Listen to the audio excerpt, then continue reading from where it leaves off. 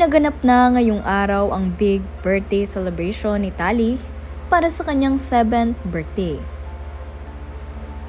Bago ang lahat, huwag niyong kalimutang mag-subscribe at pindutin ang notification bell para maging updated sa ating mga susunod na videos.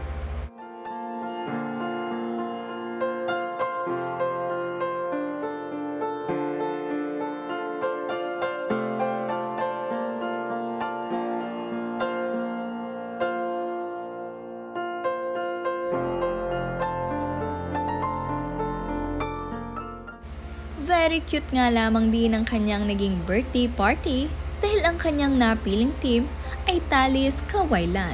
Kaya naman kung makikita nyo ay more on pastel at cute lamang ang mga colors na nandirito. Present naman nga sa kanyang birthday celebration ang kanyang Eat Bulaga family. Nandirito si Maine Mendoza, Miles Ocampo, Raisa May Dizon, Alan Kay at ang iba pa. Nakadalo nga rin sa kanyang birthday ang kanyang kuya Biko Soto. Kaya naman napakasaya talaga dahil napakarami ang tumalo. Inabangan nga rin ng kanyang mga bisita ang naging iconic dance na ito kasama sina Mami Pauline at Daddy Big, kung saan sinayaw nga nila ang trending ngayong song na Apato. Kinagiliwan nga rin ng kanyang mga bisita itong si Baby Mochi na talaga namang napaka-cute sa kanyang birthday party ngayon. Ang ganda-ganda nga nito sa kanyang suot-suot na dress at lalo pang cute sa kanyang ribbon. Kompleto nga rin ang kanyang Luna family maging ang Soto family. Nandirito nga din itong si Atasha Mulak.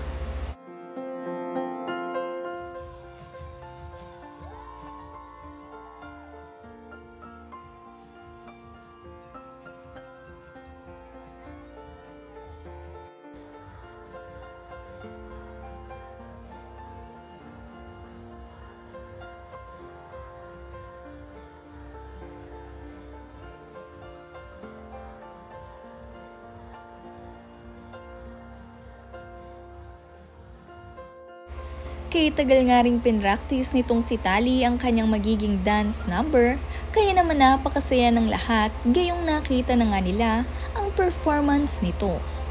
Ilang araw nga rin kasi itong pinapractice ni Tali ayon dito kay Mami Pauline, kaya naman talagang pinaghandaan ito ng bata.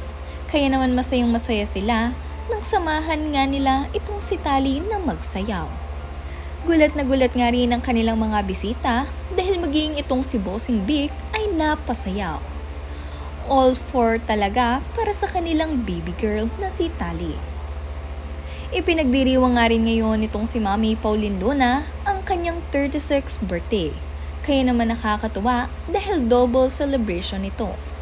Bukod sa 7th birthday ni Tali, ay 36th birthday celebration na rin ito ni Mami Pauline Luna. Kaya naman napakasaya talaga ng party ngayong araw.